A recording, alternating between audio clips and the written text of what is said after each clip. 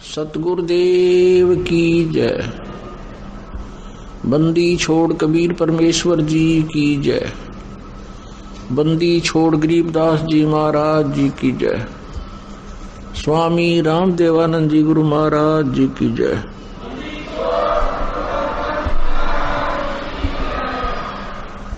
सर्व संतों की जय, सर्व भक्तों की जय, धर्मी पुरुषों की जय। श्री काशी धाम की जय, श्री छुडानी धाम की जय, श्री करौथा धाम की जय, श्री बरवाला धाम की जय। सत साहिब नमो नमो सतपुरुष को नमस्कार गुरु की नहीं। सो नर मुनि जन साधवा संतो सर्वसदी नहीं। सतगुरु साहिब संत सब नौतम प्रणाम। आगे पीछे मत हुए जिनको जा कुर्बान। निराकार निर्विषम काल जाल वै बंधन। निर्लेपम निज निर्गुणम अकल अनूप बेसुन दुनम। सोहम सुरति समापतम सकल समाना निर्दल। उजल हिरम भरहटम बेपरवाह था है। वार पार नहीं मत तम ग्रीव जो सुमरे सिद्ध होई। गणनायक कलताना करो अनुग्रह सोई। पारस पद परवाना आदि गणेश मनाओ। गणनायक देवन देवा चरण कमल लौलाऊं। आदि अंत करुण सेवा ब्रह्म शक्ति संगीता। रिद्धि दाता सोई अवगत गुण अतीतम। सत पुरुष निर्मोही जगदम्बा जगदीश। मंगल रूप मुरारी तन मन अर्पो शीशम। भक्ति मुक्ति भंडारी सुनर मुनि जन जावे। ब्रह्मा विष्णु महेशा शेष सहस्र मुख गावे। पूजे आदि गणेशा इंद्र कुबेर सरीखा। वरुण तरंग धामे सुमरत जीवन जी का। मन इच्छा फल पावे 33 कोट अदारा। धामे सहस्र 88 उतरे भव जल पारा। कटहे यम की फांसी। हम विनती करते जी गुरु जी तेरे आगे। साहिब तेरे आगे हम विनती करते जी गुरु जी तेरे आगे। साहिब तेरे आगे। साहिब मेरी विनती सुनो गरीब नवाज। जल की बूंद महर चावला बनाया साज। गुरु जी तेरे आगे। साहिब तेरे आगे हम विनती करते हैं। गुरु जी तेरे आगे। साहिब तेरे आगे। साहिब मेरी विनती सुनियो मर्द आवाज। मातर बिडर गई मैं तू पुत्र बेटा को लाज। गुरु जी तेरे आगे। साहिब तेरे आगे हम विनती करते जी। गुरु जी तेरे आगे। साहिब तेरे आगे। साहिब मेरी विनती कर जोड़ू करतार। तन मन धन कुर्बान जान दीजे मोहे दीदार। गुरु जी तेरे आगे। साहिब तेरे आगे हम विनती करते जी। गुरु जी तेरे आगे। साहिब तेरे आगे। मालिक मीरा मेरे मान सुनियो अर्ज आवाज। पंजारा को शीश पर जमन यूथ तेरा से। गुरु जी तेरे आगे। साहिब तेरे आगे हम विनती करते जी गुरु जी तेरे आगे साहिब तेरे आगे मीरा मोह पे मेहर कर मैं आया तक शाम समर्थ तुम्हारे आसरे बांधे जाम गुलाम गुरु जी तेरे आगे साहिब तेरे आगे हम विनती करते जी गुरु जी तेरे आगे साहिब तेरे आगे मैं समर्थ के आसरे दम कदम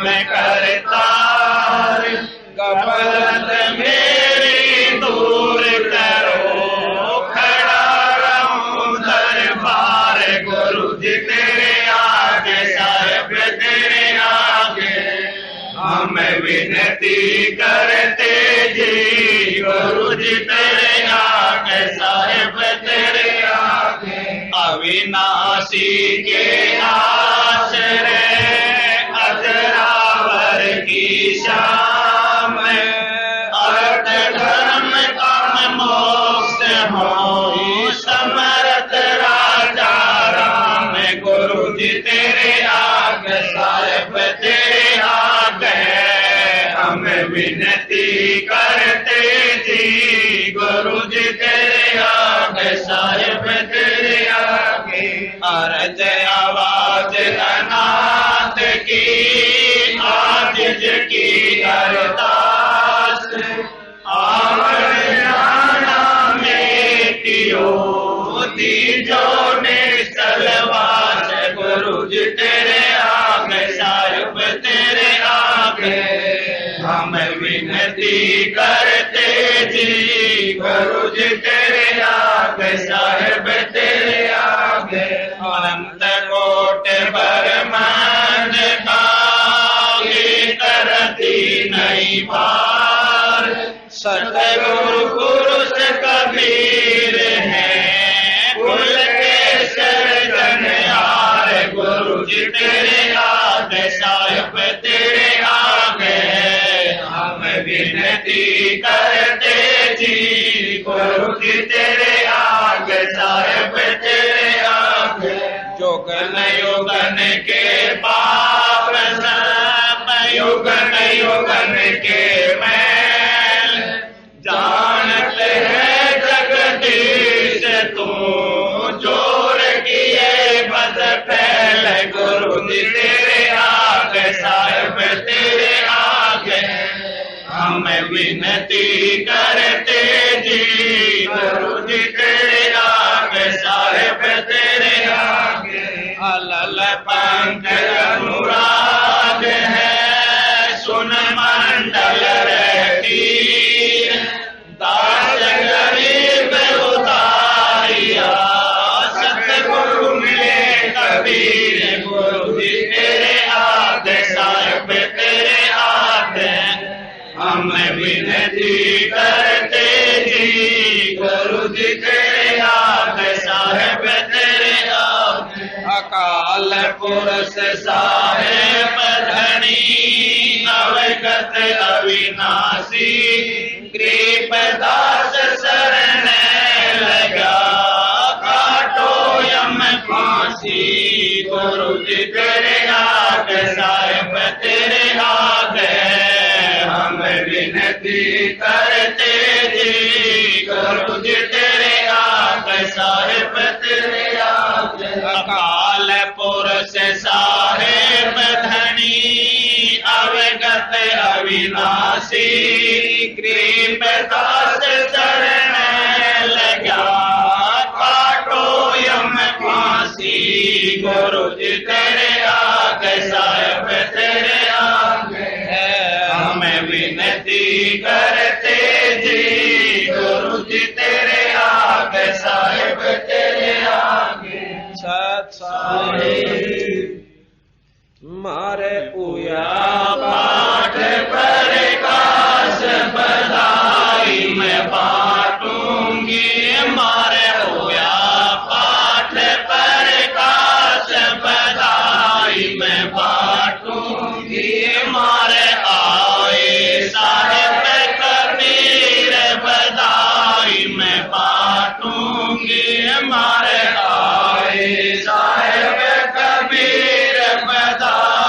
मैं बांटूंगी हमारे आए गरीबदास बधाई मैं बांटूंगी हमारे आए गरीबदास बधाई मैं बांटूंगी हमारे होया पाठ प्रकाश बधाई मैं बांटूंगी अमर लोक से चल कर आए अमर लोक से चल कर आए भव बंधन से जीव छुड़ाए भव बंधन से जीव छुड़ाए दे मंत्र सतलोक पठाए दे मंत्र सतलोक पठाए ये देते निश्चल वास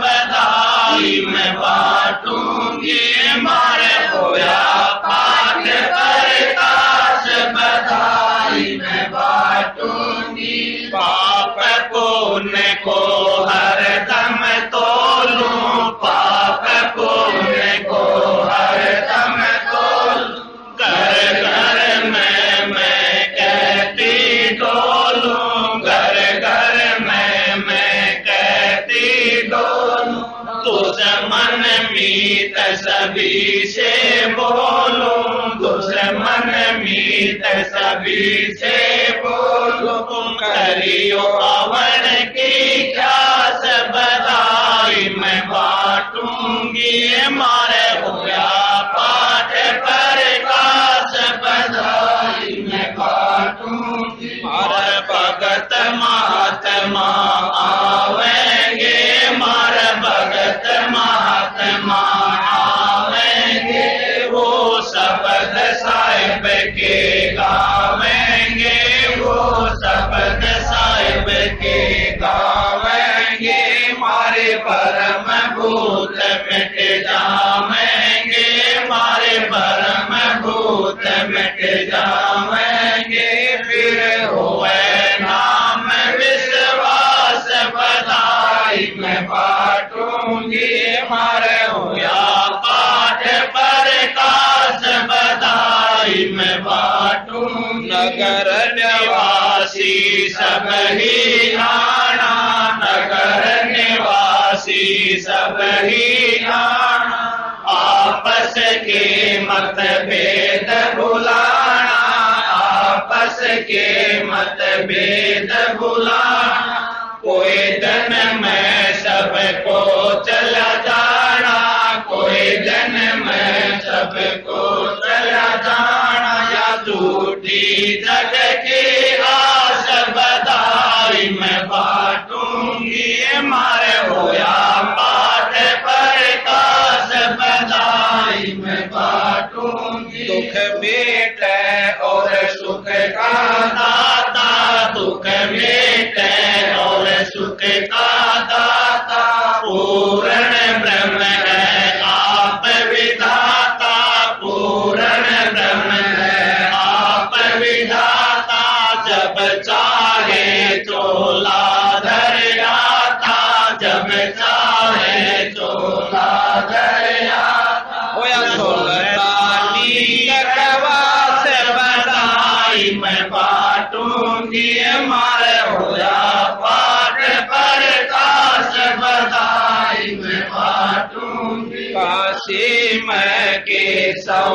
बन आया काशी में केशव बन आया समन के घर भोग लगाया समन के घर भोग लगाया सेवूधड़ पर शीश चढ़ाया सेवूधड़ पर शीश चढ़ाया ये काटे कर्म की पास बधाई मैं बांटूंगी मारे होया पाठ प्रकाश बधाई मैं बांटूंगी जिस घर में ये होता पाठ जी जिस घर में ये होता पाठ जी उन भगतों के हो जा ठाठ जी उन भगतों के हो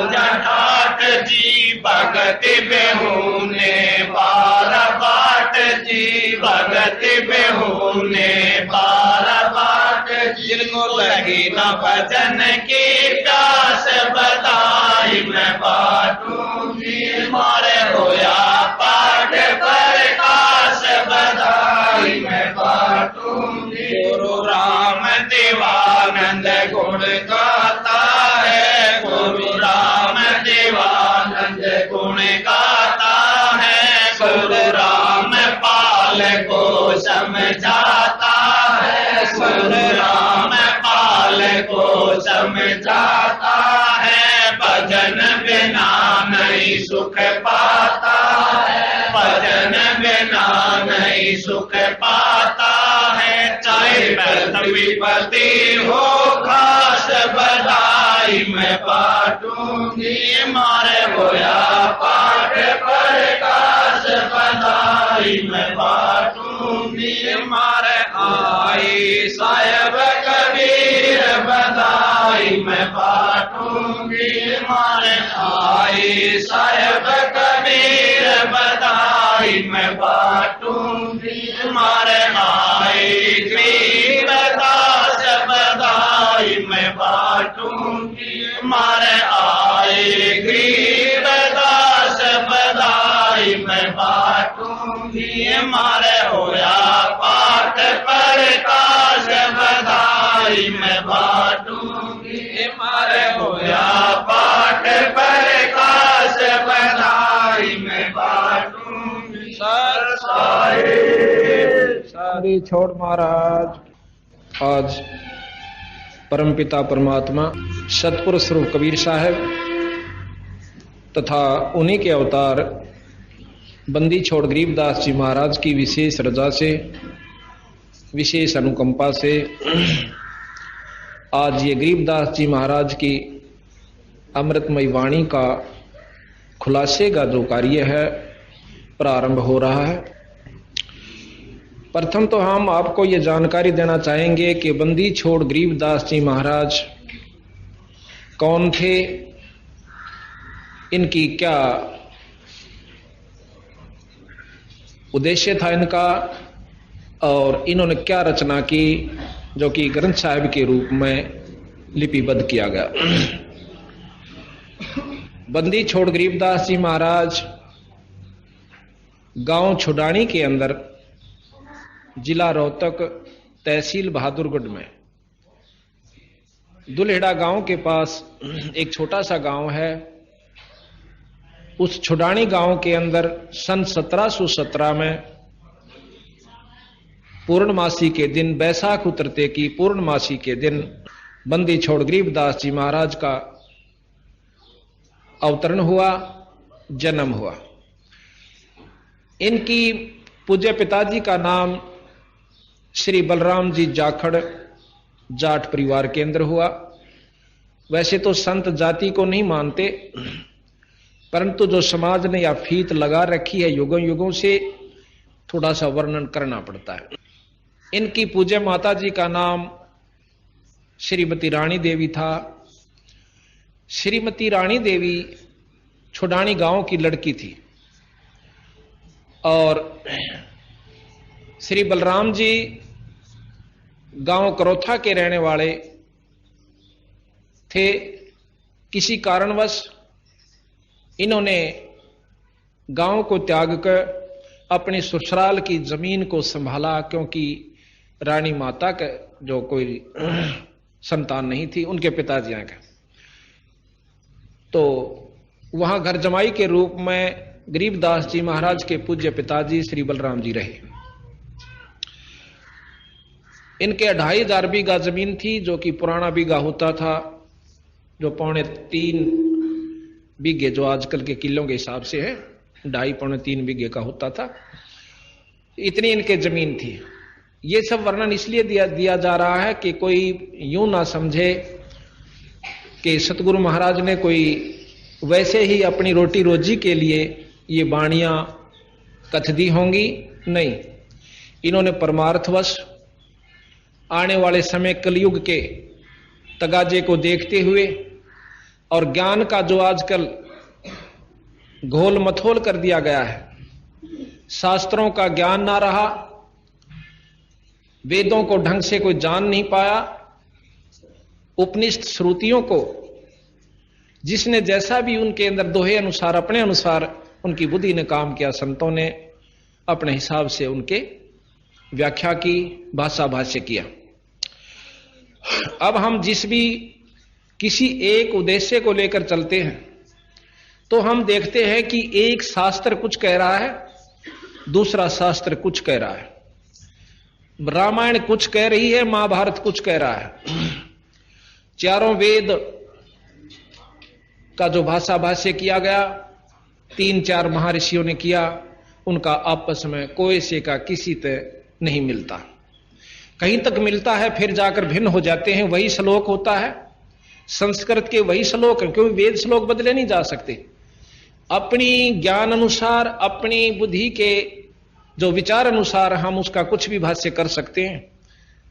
इस प्रकार उनके भिन्नता होने की वजह से असमंजस में जीव पड़ गए कि मेरा परमात्मा सैक नाश है, या ये शास्त्र सत्य हैं या असत्य हैं। गरीबदास जी महाराज ने यही फैसला दिया है।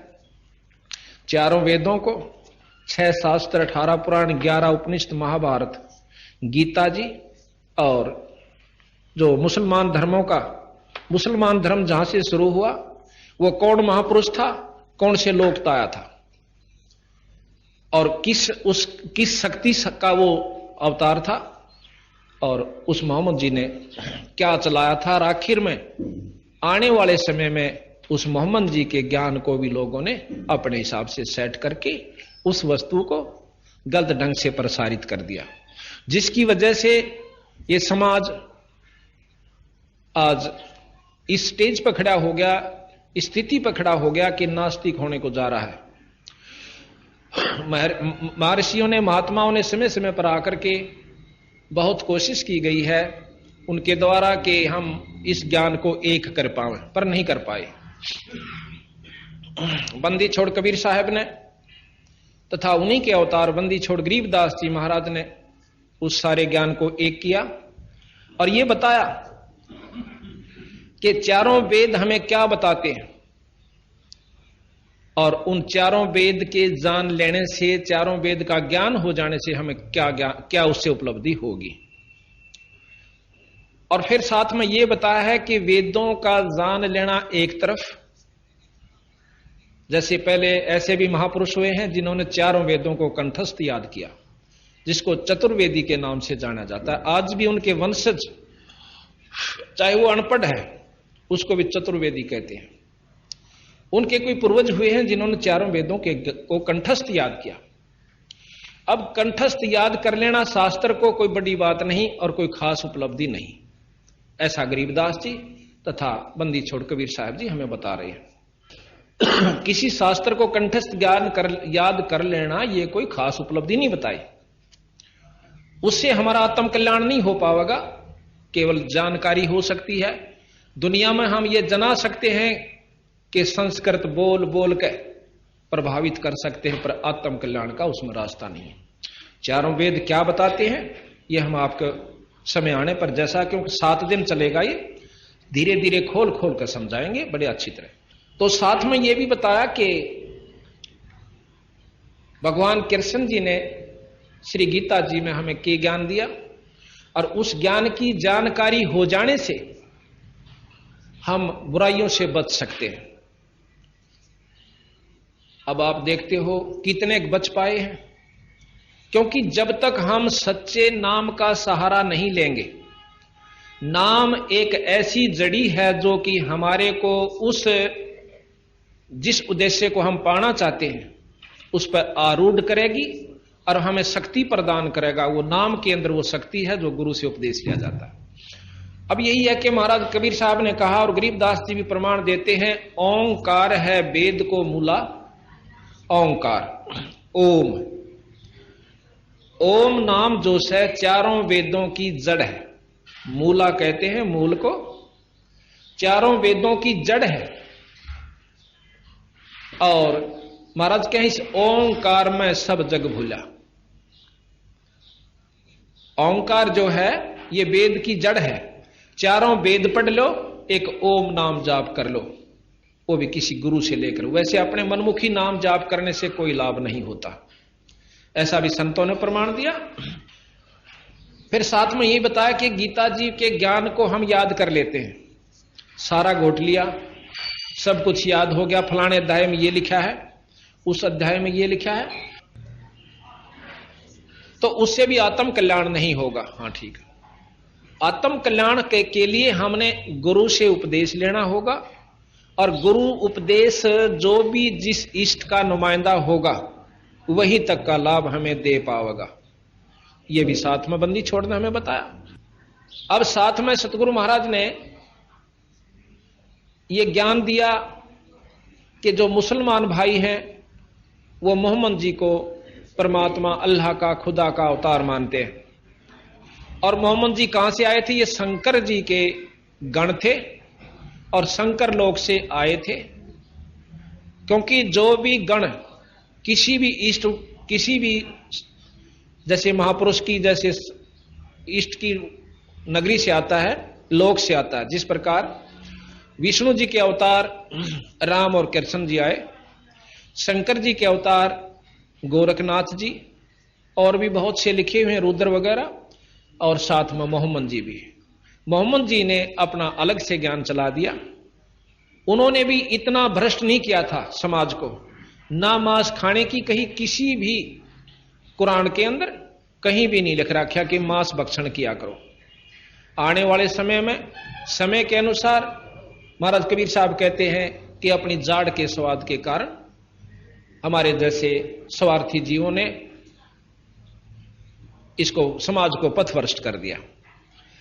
अब हम आपको ले चलेंगे कि कबीर गरीबदास जी महाराज सन 1717 में वैशाख उतरते की पणवासी को विक्रमी संवत 1774 में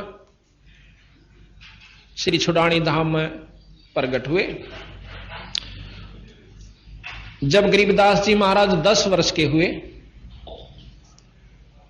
खेतों में गौ चराने जाया करते थे,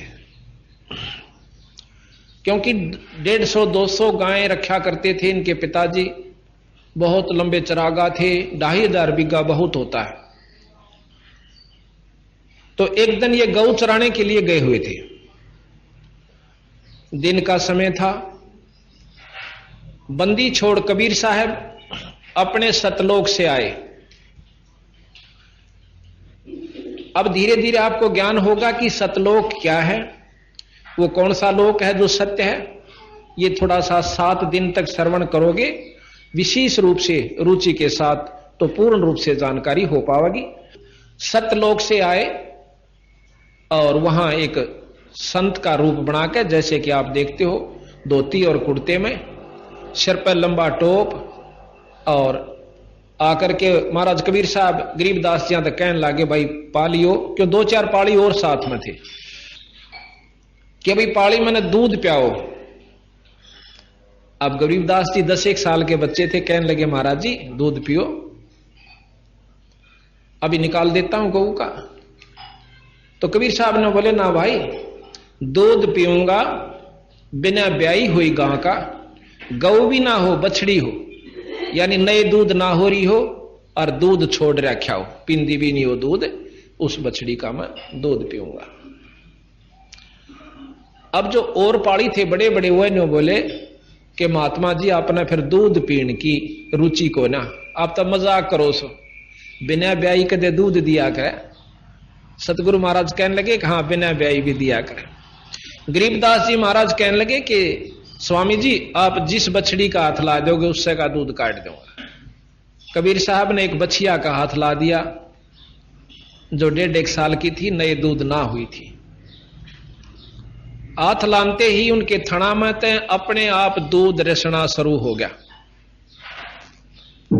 अब कई भाई तो इस बात को कतई गलत मानते हैं कि ऐसा नहीं हो सकता कि अपने आप दूध और बिना ब्याई, ये तो 250 साल पहले की बात है, बिल्कुल सत्य है। आज आपको बताता हूं, कानोंदा गांव के अंदर इब तो वह गऊ हो रही है 5-6 ब्याली, उसे तसल्ली करियो आप जाकर के, वो नाम भूल गया, मैं नाम भी नोट करके लाऊंगा, बताऊंगा आपको। वो नाम ले रखा उस औरत ने हमारा, बुढ़िया। वानो बोली जी साबित काम गवा इस बात का, या बाछड़ी जो है 1.5 साल की थी और अपने आप में इसने प्याण गई दूध, इसके थना में तो दूध निकलना शुरू हो गया जोड़ के ऊपर। मन ने सोची मैं इसका कोई राध रूद बन गई होगी। मैं घर ने ले आई, डॉक्टर को दिखाया, डॉक्टर ने बोला कोई राध नहीं, ये तो वैसे हो जाता है। अगले दिन और ज्यादा ठाण पे बैठती हुआ, ठाण सारा दूध में जो ना बहुत दूर तक फैला मिलता। फिर तीसरे दिन, चौथे दिन, हफ्ते पाछा तो उसमें तुर्री बंधन लाग गई। तो मन ने केक एक बाल्टी डालने लागी। जब वो दूध उसके पाया के ऊपर का बांध के एक हल्की सी बरोली ही बांध दी, कुछ वो बरोली भरने लागी। आधी मतलब शेर होया दूध, फिर 1.5 शेर होया। फिर मैंने उसकी चाय बना के उबाल के देखा, ना पटा, नहीं पटा तो मन ने के करा, फिर उस पर मलाई भी आई। फिर चाय बना के देखी, फिर ने बोली अगले दिन मैंने जमा दिया, उसकी दही जाम गई और घी काटा, घी भी लेके आया। तो इस प्रकार ने बोली, फिर मैंने उसको खड़ और बिनोले गिरने शुरू कर दिए, बाखर चने बड़े। जो कहती मेरी बहू का बालक होना था, उसका 10 किलो दूध किया, घी बनाया मैंने उसका, देसी गऊ का। आज भी वह गा प्रमाणित सवानों कहती चल मैं दिखा के लाऊंगा आपने। मैं बोला वे तो झूठ बोला है, अरीबती मेरे घर में बंद रही सर साबित। और भी 20, 30, 50 जितने वहां गांव के बैठे थे, बोले जी कति 100 की 100 सच है। तो इस प्रकार हम उन बातों ने स्वीकार करें हैं जो हम आख्या देख लिया। कई संता तो हमारी बात हुई भक्तों से, आमनो कह देना भाई ऐसे ऐसे हो गया, नो बोला ये भी दिखा दे करके। अब उस अनजान ने कोई नो पूछे कि कोई नो कह भाई जींद में बहुत तगड़ी बारिश हुई जेठ के महीने में, आवे कोई आड़ा लू चाल दी हो, और उड़ा नो कह दे जी उड़ा बहुत तगड़ी बारिश हो रही है, और उन्होंने काड़ा दिखा दे करके। भी उसका के इलाज, सब समय आने पर सारे कामों से वहां बारिश हुई है, वो झूठ बोलने का उसने के शौक से भाई। लेकिन वो नौका में जब मानो जब रोहतक में बरसे, रोहतक भी बरसेगा समय आओगा जब, और जेठ में बिला जींद में बारिश। अब कई भाई नौके हैं कि ऐसा नहीं हो सकता ऐसे समय में, और संत नौके हैं कि वो जब हो सकता है। तो इसी प्रकार हमने इतना ही ज्ञान है कि हम देख ले आंखें तो सच है, और पहले के में बात हुआ हम नहीं मानते, शास्त्रों को भी झूठा कर देते। गरीबदास महाराज जी ने शास्त्र झूठे नहीं करे, इन्होंने शास्त्रों को ज्यों का त्यों रखा, पर उन शास्त्रों की पहुंच बताई कि यहां तक इसकी म्याद है इसकी। तो सतगुरु महाराज ने हमें यह ज्ञान दिया कि जैसे रामायण महाभारत ये हमें क्या ज्ञान देती है।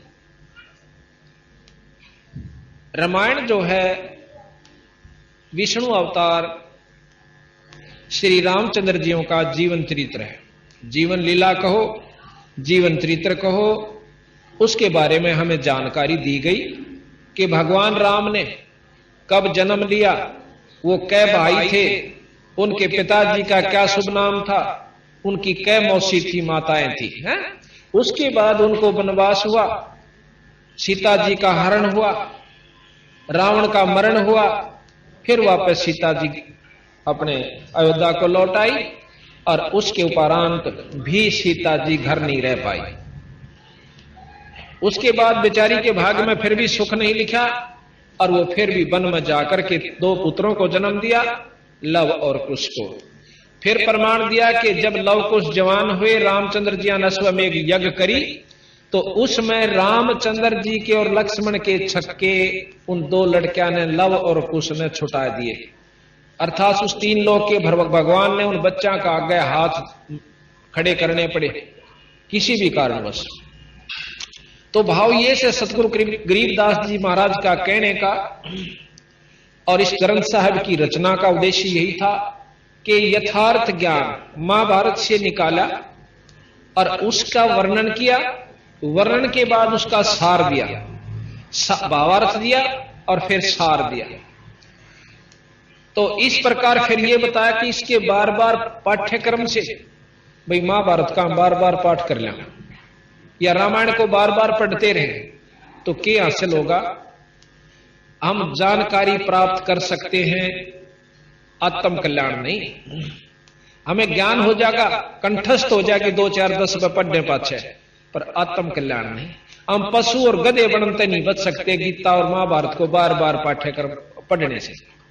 हाँ, उनसे ये लाभ बताया कि को पुण्यात्मा अपने अंतःकरण में इस बात को जमा सकती है कि रावण कैसे दुष्कर्म नहीं करने चाहिए। भाई, किसी की पत्नी को नहीं हड़ना चाहिए, उसके हड़ने का, उसको उठा ले जाने का दुष्कर्म, यानी अपने हिसाब से कोई ऐसा बुरा कर्म करने का उसका यूं फल होगा कि परिवार तो ही नष्ट हो गए।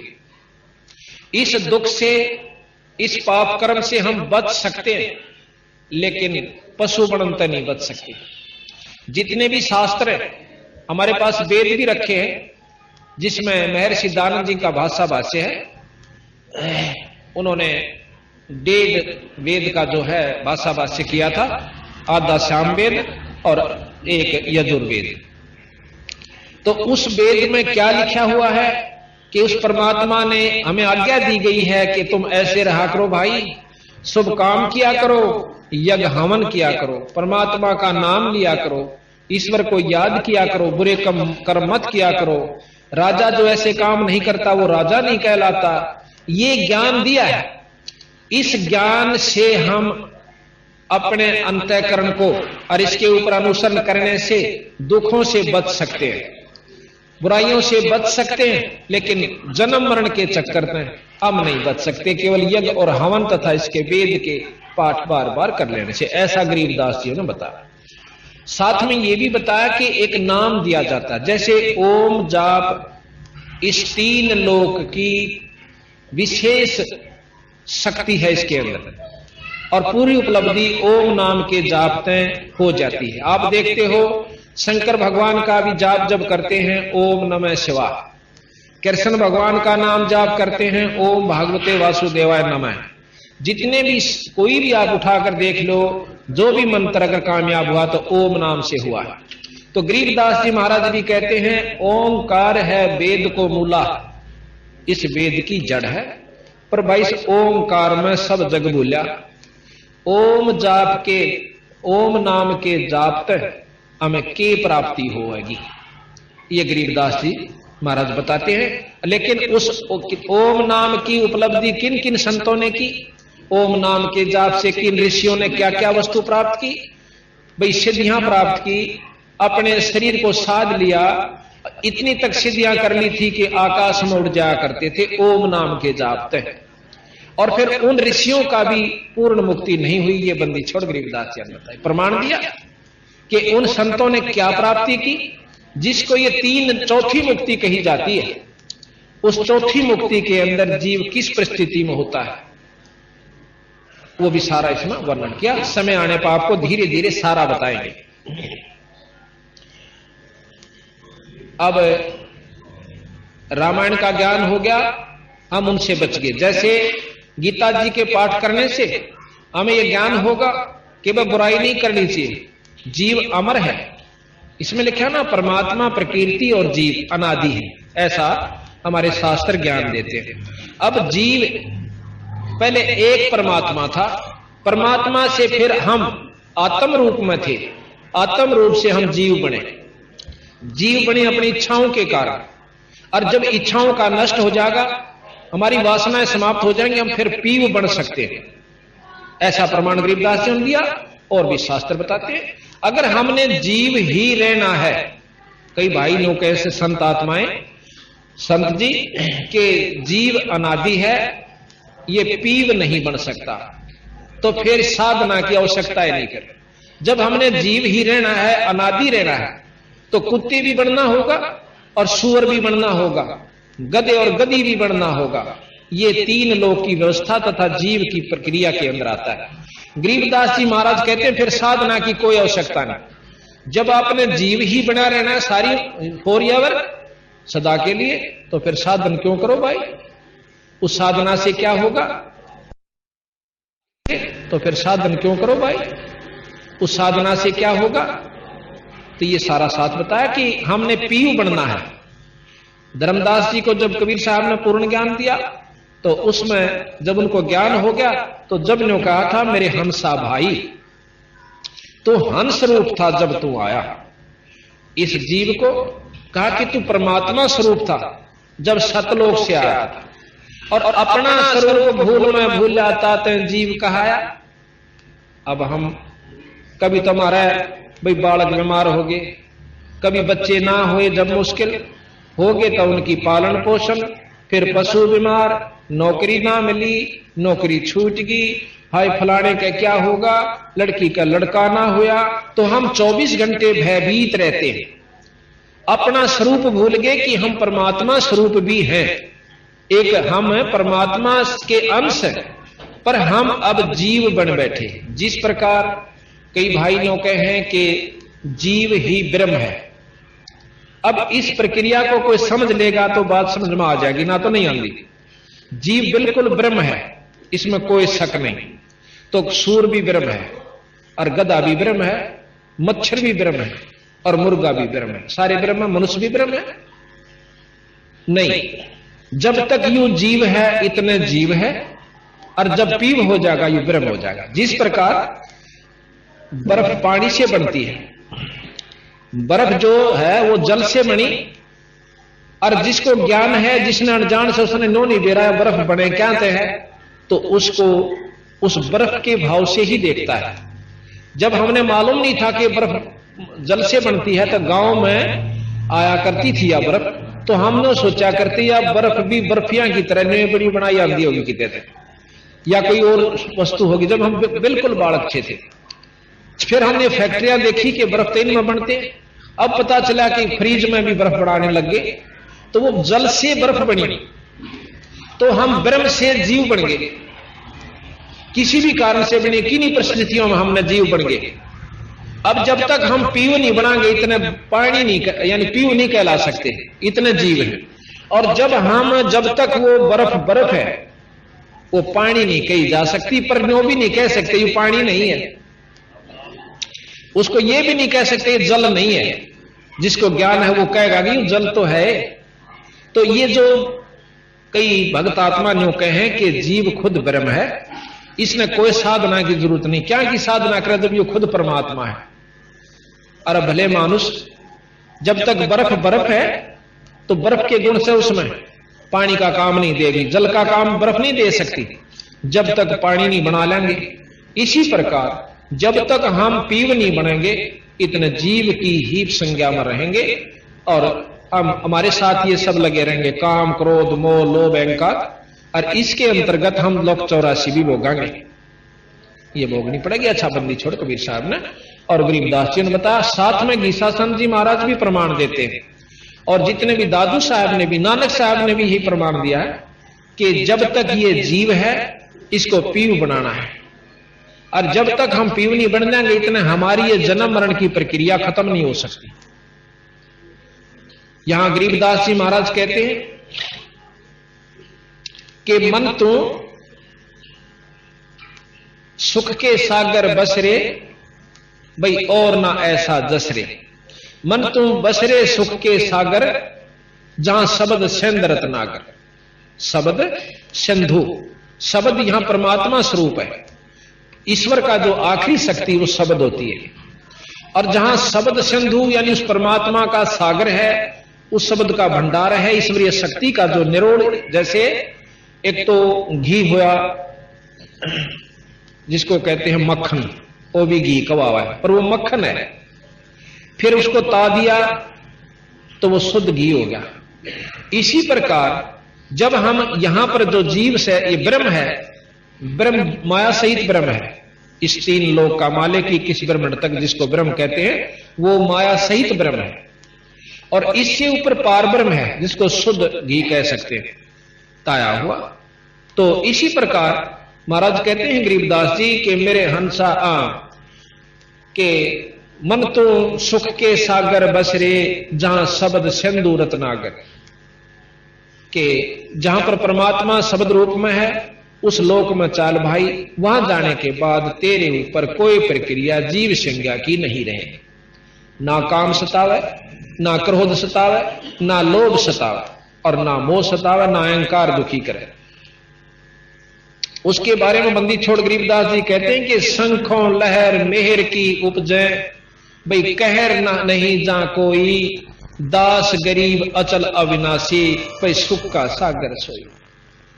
वो सतलोक, वो पूर्ण ब्रह्म, वो सुख का सागर है। जब हम वहां पहुंच जाते हैं हमारा कोई शत्रु नहीं रहता, ना दुश्मन होता, ना मन में राग उत्पन्न होता, ना द्वेष होता। अब राग है तो द्वेष भी साथ रहेगा। तो इस प्रकार महाराज कहते हैं कि शंखों लहर मेहर की उपजे, भाई कहर नहीं जा कोई, दास गरीब अचल अविनाशी, सुख का सागर सोई। अचल जो चंचल ना हो, स्थायी स्थिर, और अविनाशी जिसका नाश ना हो। अब हमने ये देखना होगा कि परमात्मा की वैरायटी का आपको ज्ञान दिया जाएगा। परमात्मा किसे कहते हैं? आज तक तो हमने परमात्मा के बारे में ज्ञान नहीं है, जानकारी जरूर है कि एक शक्ति ऐसी है जिससे हमारे काम सरया करें और हमारे दुख दूर होते हैं, और साथ में हम उनकी अच्छी उपासना करेंगे तो कोई ऐसी स्थायी तव है जहां हम, जैसे दहू का प्रमाण मिलता है, प्रहलाद का प्रमाण मिलता है, मीराबाई का प्रमाण मिलता है कि उनको यहां से इस दलदल से निकलकर कुछ राहत स्वर्ग में प्राप्त हो रही है, वो सुखी है। अब सतगुरु महाराज कहते हैं स्वर्ग से ऊपर एक और लोक है जो शंखों स्वर्गों जितना सुख है। जिस प्रकार स्वर्ग क्या चीज है, स्वर्ग नाम सुख का होता है। जो गांव में जो गरीब आदमी हैं, झुग्गी झोपड़ी में रहते हैं, उनसे ज्यादा सुखी जो चिप्स के मकाना में रहे से और एयर कंडीशन लगे हुए, वो उनकी नजरों में स्वर्ग में है। जो के तो कोई फर्क नहीं, लेकिन जो उस महलों में रहते हैं जिनके अंदर फ्रिज, कूलर, कार, कोठी, एयर कंडीशनर है, वो जीव वहां रहते हैं। और वो जो झोपड़ी वाले उनको स्वर्ग में समझते हैं। और उनके अंतःकरण में जो बीमारी सवा जो की तो से, किसी का छोरा मर रहा से, किसी की फैक्ट्री नहीं चल दी, किसी का बीमारी हो रही है, अंदर उनका कुरुड़ ना जो लगी हुई वह अलग है, पर उन बेचारों की नजर में वो कति स्वर्ग में है। तो गरीबदास जी महाराज कहते हैं हम जो यहां पर सब उपलब्धि प्राप्त है राजा को, उस राजा से सुख 1000 गुना सुख स्वर्ग लोक में हो से। पर उन देवताओं के अंदर जो लोग उसमें रहते हैं, जो पुण्यात्मा यहां से अपना मेहनत करके स्वर्ग प्राप्ति कर रही है, उनके अंदर राग द्वेष ज्यों का त्यों भया पड़ा से, वो सुखी नहीं है। हमारी नजर में वो स्वर्ग में कति सुखी है। हम कोशिश करते हैं स्वर्ग में पहुंच जाएं। 3 लोक, वेद और शास्त्र, पुराण, उपनिषद, ये सब हमें स्वर्ग तक पहुंचाने की कोशिश कर रहे हैं, ये वहीं तक का ज्ञान देते हैं।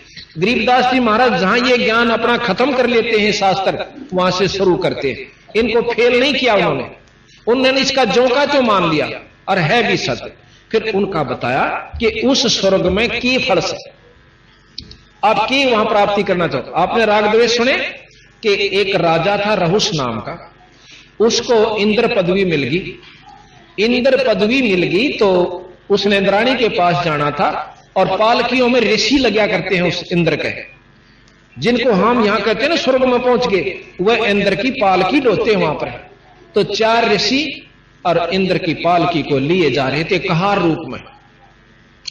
और रहुस राजा के यानी उस इंद्र के मन में वासना इतनी प्रबल हुई, उनमें से एक ऋषि थोड़ा वर्ग था, वो चल नहीं रहा था। तो वो कहने लगा भाई जल्दी चलो, तुम क्यों देर लगा रहे हो। विषय वासना खत्म नहीं थी उनकी कि जल्दी करो, देर हो रही है। आखिर में क्या कहते हैं, उसने उसका लात मार दी जो एक कमजोर ऋषि चल रहा था। उस ऋषि ने उसको श्राप दे दिया। तो कहते हैं उस श्रापवश वो इंद्र भी और वापस आके शरीर इसमें गधा बन जाता है। तो इस प्रकार वहां हमने स्वर्ग सुथरा लागे। बंदी छोड़ गरीबदास जी कहे स्वर्ग हमने भी देखा पर महाराज दिल नहीं लग गया, और सुन मंडल को किया प्याना काल कर्म सब भाग्या। हम तो भाई अपने सतलोक में चले गए। तो ये स्वर्ग की बात बताओ गरीबदास जी महाराज के स्वर्ग कुछ नहीं है। दूसरे मायनों में, दूसरे उदाहरणार्थ स्वर्ग क्या चीज है, जैसे सारे साल ताड़ मेहनत करी, भक्तात्माएं तपस्या करते हैं, खड़े होकर तप करते हैं, भाई साधना करते हैं, योगी जन बैठ कर बड़ी योग उपासनाएं करते हैं, तो वो क्या करते हैं कि स्वर्ग प्राप्ति हो जाती है। तो उस स्वर्ग के बारे में एक प्रमाण मोटा सा हम देंगे। सारा वर्ष 10 महीने या 9 महीने अपने कार्य क्षेत्र में हमने मेहनत करके 2 पैसे जोड़ दिए, 5-7 हजार रुपए बचाए। उन 5-7 हजार रुपया लेकर शिमला चले गए, कुल्लू मनाली चले गए, और अच्छा जहां पर खूब वातावरण ठीक रहता, गर्मियां में लू नहीं चलती, वहां जाकर के किराए पर तक कमरा लिया और सारी मोल सामग्री आई, और 2 महीने 3 महीने हम जो गर्मियां के थे वहां बिता करके अपने जेब खर्च से वापस आ गए। और वापस जब आए तो यहां पैसा जेब में नहीं था, थोड़ा बहुत बचा भी हुआ होगा तो फिर वो उड़ा अपना प्रयोग कर लिया। तो महाराज कहें हमने यहां साधना की, जैसे वेद अनुसार की, यज्ञ किए, हवन किए, और गीता जी पढ़ी, और कोई भंडारे कर लिए, ये सब करके हम स्वर्ग प्राप्ति कर जावांगे, वो भी उतने दिन के लिए जितना जेब खर्च यहां से लेकर जावांगे। जितनी कमाई हम यहां जोड़कर ले जाएंगे उतने दिन हम स्वर्ग में रह सकते हैं, फालतू 1 मिनट नहीं रहने देते। जैसे यहां नहीं रहने देते हमने, जब समय पूरा हुआ अपनी वहां आने से पहले जाने की भी तिथि उसी दिन नीचे लिख दी थी कि बेटा इस दिन आओगा उल्टा, और इस दिन पहले तरह के मैं हिम्मत होगा अच्छे कर्म करें तक कर बन जा तो कर लिए, और फिर नहीं तो गधे और कुत्ते लग 84 तो भोगेगा। साथ में ये हिदायत दी थी आने से पहले जाने की तिथि, जब हमारी सारी हिस्ट्री लिख दी और नीचे बंद कर दी। तो इस प्रकार हम जब स्वर्ग में पहुंच जाते हैं तो वहां खा करके वापस आ गए। जो माड़े कर्म कर गया वो नरक में हो गया, जब दोनों वापस आए तो बराबर थे। यहां पर बूंदे कर्म नरक में भोग लिए एक जीव ने, एक ने शुभ कर्म स्वर्ग में भोगे, फिर वापस आ गए। तो गरीबदास महाराज कहते हैं कि इसे तुम ये जितने भी जीवात्मा हैं करा कितनी की स्वर्ग हो गई, पर वहां ठिकाना नहीं मिला, वहां स्थायी तो नहीं मिला आपको। तो इसलिए सतगुरु महाराज कहते हैं स्थायी तो हम बतावांगे क्यों कर मिलेगा। 4 मुक्ति भी कोई स्थायी तपन नहीं बताया। 4थी मुक्ति ध्रुव को प्राप्त है, प्रहलाद को प्राप्त है। ये 4थी मुक्ति के जीव भी वापस आएंगे जब महाप्रलय होगी, जिसमें लोक परलोक सब समाप्त हो जाएंगे। ध्रुव मंडल भी नहीं रहेगा, शिवलोक भी नहीं रहेगा, विष्णु लोक नहीं रहेगा, ब्रह्मा लोक नहीं रहेगा, और माता का लोक नहीं रहेगा, कोई ब्रह्मांड नहीं रहेगा, खत्म हो जाएंगे ये। इसको महाप्रलय कहते हैं। तो एक महाप्रलय में 21 ब्रह्मांड की टोडी खिंच जाती है, यानी खत्म हो जाता है। आप प्रमाण लेते हो कि पृथ्वी तत्व को जल तत्व ग्रासेगा, गरीबदास जी महाराज भी लिखते हैं और शास्त्र भी प्रमाण देते हैं। ये मेरे पास रखे हैं सारे, किसी ने ना बच्चे तो इन्हें पढ़ लियो, आकर मेरे पास पढ़ सकते हो। कोई ने सोचा कि सट्टे मारे, सट्टे नहीं हुआ कर दे। जब मैदान में और पंडाल लगाकर कोई चीज कही जाती है, पूरे विश्वास के साथ कही जाती है और आत्मानुभूति के साथ की जाती है, जो हमने अनुभव किया हुआ होता है। तो अग्नि जल तत्व को, पृथ्वी तत्व को जल तत्व खत्म कर देगा, ग्रास लेगा। जल तत्व को अग्नि ग्रासेगी, अग्नि तत्व को वायु, पवन तत्व, और पवन तत्व को आकाश। आकाश को ओंकार, ये ओम ग्रास लेगा अपने अंदर, जिसको ज्योत निरंजन कहते हैं, जिसको ब्रह्म कहा। और ज्योत निरंजन को पार ब्रह्म अक्षर पुरुष अपने अवगत पुरुष ग्रास लेगा। अवगत पुरुष जो है वो पार ब्रह्म है, यानी इस ब्रह्म तक को भी पार ब्रह्म अपने अंदर समा लेगा, अपने पास रख लेगा। और जितने भी ये जीव हैं इनको न्यारे न्यारे अलग अलग कोठड़ियां में गाल कर दर दिया जाएगा। जैसे ज्वार का बीज न्यारा गाल दे, चना का न्यारा गाल दिया, गुआर का अलग रख दिया। इस प्रकार हम सब जीव वहां उस पार ब्रह्म के अक्षर पुरुष के लोक में, अवगत पुरुष के लोक में बोरियां भरकर डाल दिए जाते हैं, और दोबारा फिर सृष्टि रची जाती है। तो हम फिर भगा दिए जहां से किसी किसी रूप में अपने उसी भोग को भोगने के लिए फिर शुरू हो जाते हैं। तो यहां बंदी छोड़ गरीबदास जी महाराज कहते हैं, मन तो सुख के सागर बसरे, भाई बहोर ना ऐसा जसरे। मन तो सुख के सागर बसरे, सुख के सागर, जहां शब्द संधूरत नागर। कोट जन्म तन भरमत होगे, कुछ ना हाथ लग्या रे। भाई कुकर कुत्ता, सुकर सुअर, खरगदा, ये जूनी तन भोगी। कुकर सुकर खर बया बोरे, तू कौआ हंस बुगारे। कौआ भी रहा, हंस भी हुआ, और बुगला भी बना। तो ये तने बहुत बार, कितनी बार ये चीज तने भोग ली भाई। फिर कहा कि कोट जन्म तू राजा की, ना मिटी ना मन की आशा। करोड़ों जन्म तक तू राजा भी रहा, तेरा कितनी बार तू राजभोग चुका है। और भाई 3 कोट जन्म तू राजा कीना, मिटी न मन की आशा, और भिक्षक हो तू दर दर हांडा, मिला नहीं निर्गुण रासा। अब देखा ना इन दुकाना का ऊपर लाल लत्ते पैर लेंगे, ढाडी बढ़ा लेंगे, माला गा लेंगे, और 36 पाखंड करके एक संत को बदनाम करते हुए वो लोग मांगते फिरे से हैं। और को दवन्नी ना देता दीदे काटेंगे, नौकंगे फूक दूंगा। अब पहले ऋषि हुआ करते श्राप दे दिया करते थे, उनका भय इतना ही हमारे अंदर जमा हो रहा है, कदे ये साचे फूक ना दे। और फिर वो सल्पा फूक तो वो फेरगा ना, हमारे दिए हुए धन को, हमारे दिए हुए पैसे को सुल्फा पीवेगा, फीम खावेगा, दारू पीवेगा, या कोई और भी बदमाशी कर सकता है। तो महाराज की कहते हैं कि ये सब पाखंड वस्तुएं हैं, इनके अंदर हमने आचरण बस नहीं रहना चाहिए। तो कहते हैं भिक्षक हो तू दर दर हांडा, पर मिला ना निर्गुण रासा। निर्गुण रासा जोश है, वो निर्गुण वस्तु कैसे प्राप्त होती है, वो विधि बड़ी गरीबदास जी ने बताई कि हम बतावांगे ऐसे उसकी निर्गुण उपासना ऐसे होगी तेरी। फिर कहा कि इंद्र कुबेर ईश की पदवी, ब्रह्मा वरुण धर्मराया। इंद्र कुबेर और ईश के हैं परमात्मा मालिक। जैसे इंद्र भी भगवान है, इंद्र को भी भगवान इंद्र कहते हैं, और वेदों में उसी इंद्र को ऐश्वर्यवान परमात्मा कहा है। महर्षि जियों ने भी और जितने भी और शास्त्र ये खोल रखा श्याम वेद, उसमें लिखा कि ऐश्वर्यवान परमात्मा, जब परमात्मा में गुण विद्यमान है तो वो ब्रह्म नहीं है, वो निर्गुण नहीं है। जिसमें गुण है, जो परमात्मा ऐश भी करता है, उस परमात्मा वो सारी विधि है, तो उसके वो मतलब माया सहित है, रहित नहीं है। वो आकार में भी है कहीं ना कहीं, ये लिख रखा है इस वेद में भी, हम आपको दिखाएंगे। यजुर्वेद में साफ महर्षि दयानंद जी ने खोल रखा, भाष्य कर रखा उसका। और उस यजुर्वेद के 5वें अध्याय के 32वें श्लोक में खुद महर्षि जी सरलार्थ करते हैं। सरलार्थ को बदला नहीं जा सकता, अगर मायना को बदलता है, अर्थ को बदलता है, तो वो विद्वान नहीं कहलाता। उन्होंने जो का त्यों लिखा है कि वो परमात्मा, वो ईश्वर, वो परमेश्वर जिससे सारी सृष्टि चेतन है, चल रही है और आश्रित है, वो अपने सत धाम युक्त है। अगर वो धाम में है तो आकार में भी है। इस बात को नहीं भूलना चाहिए मकान बना है तो आदमी भी रहे होंगे या रहते होंगे, मकान की वैसे जरूरत नहीं थी। जब उसका धाम है, उसका स्थान है, उसका लोक है, तो वो आकार में भी है।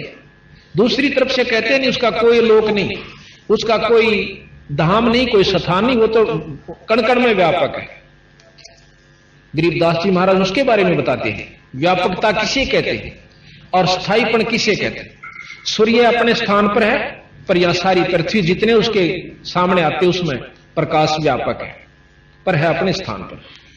इसी प्रकार राजा अपने स्थान पर है, अपनी गद्दी पर है, अपने महल में है, पर उसकी सत्ता, उसकी शक्ति हिंदुस्तान के कण कण में व्यापक है, इसमें कोई शक नहीं। उसका भय, उसकी सत्ता, उसकी प्रभुता निराकार रूप में सब जगह व्यापक है। वो मुख्यमंत्री में भी है, वह डीसी में भी है, और डीसी के माध्यम से एसपी और नीचे के जितने भी ऑफिसर उनके माध्यम से हर चीज, हर की उसमें अपने क्षेत्र में व्यापक है। जैसे अब हम आपको जो जहां ले जाना चाहोगे वो ध्यान से सुनिएगा। पहले तो हमने राम की परिभाषा का नहीं ले रहा। राम कहें किसने? Ram, God, Allah, that power. Ram is a god, God is a power, और उसको अल्लाह कहो, राम कहो, खुदा कहो। अब पावर नाम जो है ना, वो परमात्मा का एक स्वरूप है। शक्ति जो है उसे परमात्मा कहते हैं। अब शक्ति तो देखो इंद्र में भी है, और शक्ति हनुमान जी में भी है, शक्ति गणेश जी में भी है, शक्ति भगवान राम में भी है, विष्णु शंकर जी में भी है, कृष्ण जी में भी है, विष्णु जी में भी है, और ब्रह्मा जी में भी शक्ति है। पर जितनी जिसमें शक्ति है उतने ही वे परमात्मा है। जैसे तहसीलदार भी साहब को आवे, एसडीएम भी साहब, और डीसी साहब भी साहब को आते, कमिश्नर भी साहब को आवे, और मंत्री साहब, मुख्यमंत्री साहब, और प्रधानमंत्री साहब, राष्ट्रपति साहब, ये सारे साहब को आवे हैं, पर इनकी कार्य क्षेत्र में और शक्ति में दिन रात का अंतर होता चला जा सकता।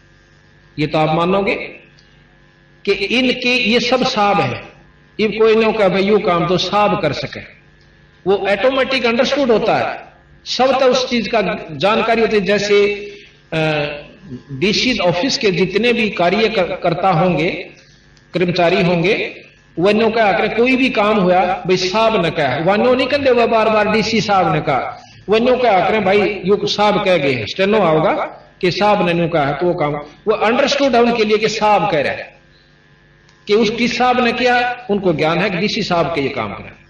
फिर वो कहेंगे कि ये किसने कहा, साहब ने कहा, उन्हें दोबारा नो कहने की जरूरत नहीं पड़ती, डीसी साहब ने कहा, अच्छा जी। तो इसी प्रकार हमने राम राम सुना, पर नो नहीं बेरा कौन से राम पे के काम बनेगा। इन्होंने ये बताया गरीबदास जी ने, किसी शास्त्र का खंडन नहीं किया, वेद का खंडन नहीं किया कि वो गलत से या नहीं, बिल्कुल सत्य है वेद। पर जहां तक वो जिस साहब का, जिस राम का की वह जानकारी देते हैं, वहां तक बिल्कुल सत्य है। अब हम डीसीएन प्रधानमंत्री की संज्ञा दे बैठे, तो भाई देखा जान लेते वैसे बंडा, जो हम शुरू में थे ना, छोटे छोटे थे, तो नहर पर पाड़ी चले जाते। तो एक दिन और सिर आ गया, सर पर टोपर साइकिल के ऊपर, हमारे गांव का एक बेलदार, और तो पाड़ी भाग गए, क्यों पहले बहुत भय होया करता अफसरों से, आज से को 30-35 साल पहले की बात है। और तो भाग के खेता में लग गए, क्योंकि पानी चढ़ा करते थे, फ्लड आई हुई थी, और अपनी भैंस भूसों को नहर नूरा पास पास चराया करते थे। और बाकी रह गए, जो रह गए उनको उन्होंने पकड़ लिया, वो फिर डर गए, रोन लागे, बालक से थे। उसके बाद और बह बढ़ गया हमारे भी, कोई भी दिख जाता साहब आव है, डांक मार दे बाज जाते। तो हमने मतलब नो नहीं बेरा था साहब है कौन, इतना जरूर बेरा था, नहर पर साहब आ रहा था। अब और सिर लेके इंजीनियर और चीफ ताई तो बेरा ने कितने साहब बोले हैं, और इनकी अलग अलग से इनकी शक्तियां हैं। तो इस प्रकार आज हम इस स्थिति पर हैं कि हमने राम के बारे में ज्ञान भी नहीं, अल्लाह के उस है, और राम किसने कैसे, गॉड किसने, वो लड़ाई जरूर कर देंगे, हम अल्लाह नहीं कहेंगे, वो राम नहीं कहेंगे। यह भी कोई बात हुई, भाषा का अंतर है। साहब कहो, साहेब कहो, राम कहो, सतराम कहो, खुदा कहो, अल्लाह कहो, गॉड कहो, ये वो शक्ति का